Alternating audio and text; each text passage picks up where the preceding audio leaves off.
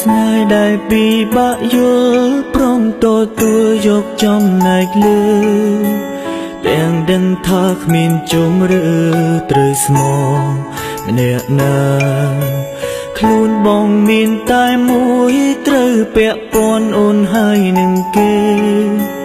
នាងខ្លាចបាត់បង់ស្នេហ៍គឺជាប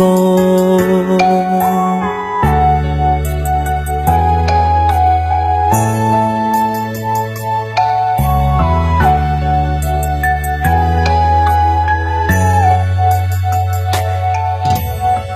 ស្រឡាញ់មួយនេះពាក់ព័ន្ធគ្នាដូចជាច្រវាក់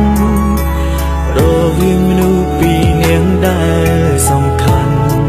ដូចគ្នាអូនខ្លាចបាត់បង់បងឯបងវិញខ្លាចបាត់បង់គេឬជាទណ្ឌកម្មស្នេហ៍របងមនុស្សបងស្រឡាញ់គឺជាអូ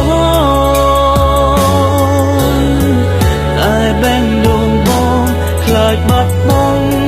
រូបគេស្នេហានេះគ្មានជម្រើសទេព្រោះអូនគេសំខាន់ស្មើគ្នា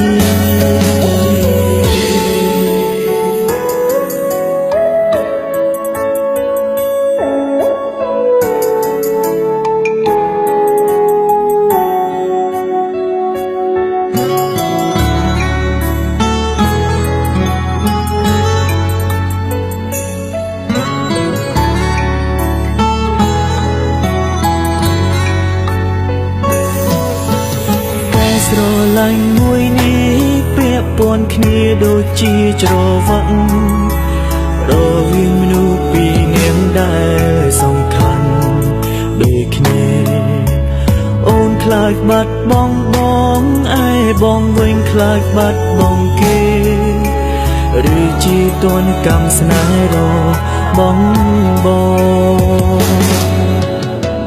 នុស្សបងស្រឡាញ់គឺជាអូ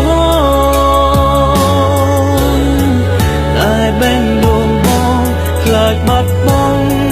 រូបគេស្នេហានេះគ្មានជម្រើសទេព្រោះអូនគេសំខាន់ស្មើគ្នាមនុស្សបងស្រឡាញ់គឺជាអូតែបេះដូងបងខ្លាចបាត់បង់រូបគេរើទេព្រោះអូនគេសំខាន់ស្មើគ្នា